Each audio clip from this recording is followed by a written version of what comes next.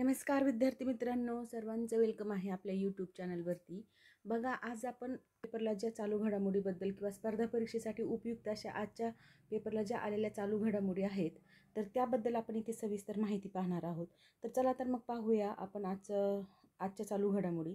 तर बघा, शुभा खोटे, अनुपम खेर यांना पीफ पुरस्कार जाहीर झालेला आहे.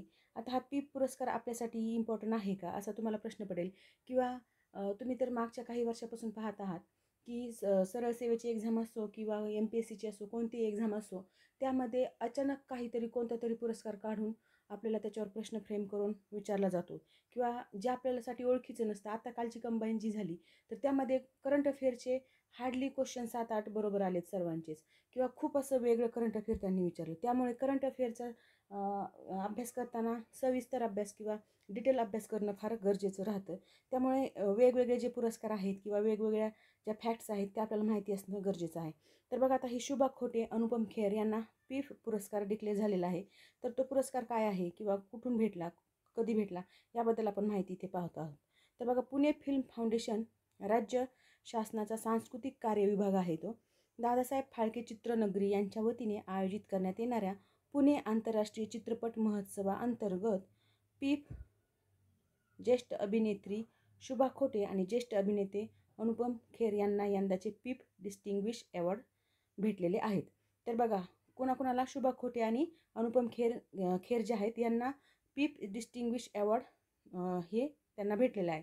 तर प्रसिद्ध पार्श्वगायिका ज्या आहेत कविता कृष्णमूर्ती यांना SD बर्मन पुरस्कार जाहीर झालेला आहे. आता SD बर्मन पुरस्कारावर खूपदा क्वेश्चन आलेला आहे, म्हणून आपण इथे अशा प्रकारे ही फॅक्ट्स इथे घेतलेली आहे. तर बघा, SD बर्मन पुरस्कार कोणाला आहे, तर पार्श्वगायिका आहेत ह्या कविता कृष्णमूर्ती यांना हा पुरस्कार जाहीर झालेला आहे. बघाच पुढची जी न्यूज आहे तर ही देखील आपल्यासाठी महत्त्वाची आहे, म्हणून आपण इथे ही घेतलेली आहे. तर बघा, जगातील 75% वाघ भारतात आहेत.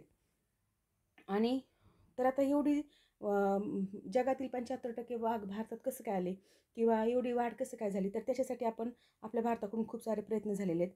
तर बघा, जगातील एकूण वाघांच्या संख्येपैकी 75% वाघ आता भारतात आहेत. 10 वर्षापेक्षा कमी कालावधीत भारताने वाघाची संख्या दुप्पट केली आहे.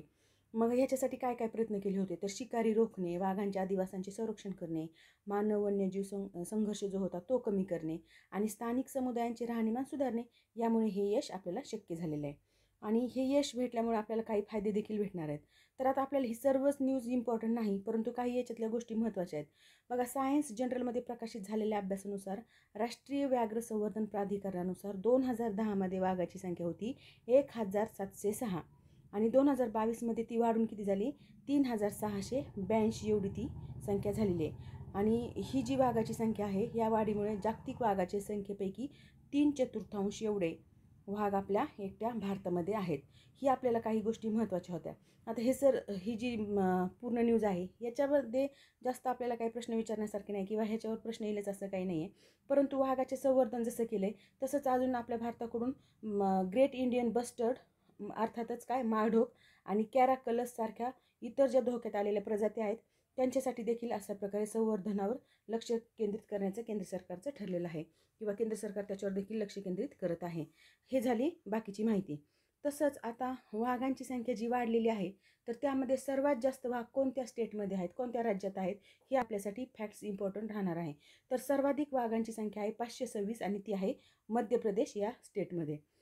तिथे आहे वाघांची संख्या किती, 526. आपल्याला आकडे पण विचारतात, सर्वात जास्त वाघांची संख्या कोणत्या स्टेटमध्ये आहे आणि तिथे किती वाघांची संख्या आहे हे पण विचारलं जाऊ शकतं. त्यामुळे आपल्यासाठी ही फॅक्ट्स महत्त्वाची आहे. 2 नंबरला जर विचार केला तर ते आहे कर्नाटकमध्ये आणि तिथे किती आहे, 524 एवढी वाघांची संख्या आहे. 3 नंबरला आहे उत्तराखंड, 504 एवढी तिथे संख्या आहे आणि 4 नंबरला आहे महाराष्ट्र. कमीत कमी पहिले 4 तरी आपल्या लक्षात असणे गरजेचे आहे. आता याच्यासाठी एक मी ट्रिक्स बनवली, मकाऊ मत.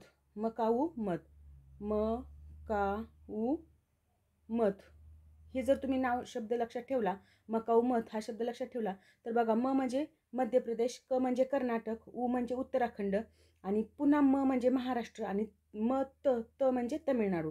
तर बघा, पहिले 5 जे स्टेट आहेत ते या शब्दामध्ये येतात आणि मकाऊ मत ही शब्द तुम्ही लक्षात ठेवला तर आपल्या देशामध्ये वाघांची संख्या सर्वात जास्त कोणत्या राज्यात आहे आणि वरून खाली येईपर्यंत सिक्वेन्स तुमच्या लक्षात राहून जाईल. तसंच बघा 5 नंबरला आहे तमिळनाडू, तिथे 264 आहेत आणि आपल्या महाराष्ट्रामध्ये किती आहेत तर 312 भाग आहेत. नंतर आसाममध्ये 190 आहेत, केरळमध्ये 190 आणि उत्तर प्रदेशमध्ये 173. तर ही झाली स्टेटबद्दलची माहिती. तसंच खाली अजून दिलेली आहेत तर त्याच्यामध्ये पश्चिम बंगालमध्ये 88, तर राजस्थानमध्ये 69. तर हे सर्व स्टेट आपल्याला माहिती असणं गरजेचं नाही का? नाही. आपल्याला पहिला स्टेट कोणतं हे जास्त इम्पॉर्टंट आहे. अगदीच जर फॅक्च्युअल क्वेश्चन विचारलं तर भारतात वाघांची संख्या सर्वात जास्त कोणत्या स्टेटमध्ये आहे असं विचारलं जाऊ शकतं, किंवा पहिले 5 स्टेट कोणते असं पण विचारलं जाऊ शकतं, किंवा महाराष्ट्रात वाघांची संख्या किती आहे असं पण विचारलं जाऊ शकतं. विचारणाऱ्याचा माइंड कसा चालतो त्याच्यावर डिपेंड आहे. पण जर आपण सारासार चारही अँगलनी जर अभ्यास केला तर आपले प्रश्न अशा प्रकारे जात नाहीत. त्यामुळे पुढे तुम्हाला डेलीचे जर करंट अफेअरचे व्हिडिओ पाहिजे असतील तर तुम्ही नक्की आपल्या चॅनलला जॉईन करू शकता. आणि अशा प्रकारे माहितीपूर्ण करंट अफेअर तसंच वेगवेगळ्या माहितीपूर्ण न्यूज तुम्हाला पाहिजे असतील तर त्यासाठी नक्कीच आपल्या चॅनलला फॉलो करा, लाईक करा, शेअर करा, सबस्क्राईब करा आणि थँक्यू व्हेरी मच.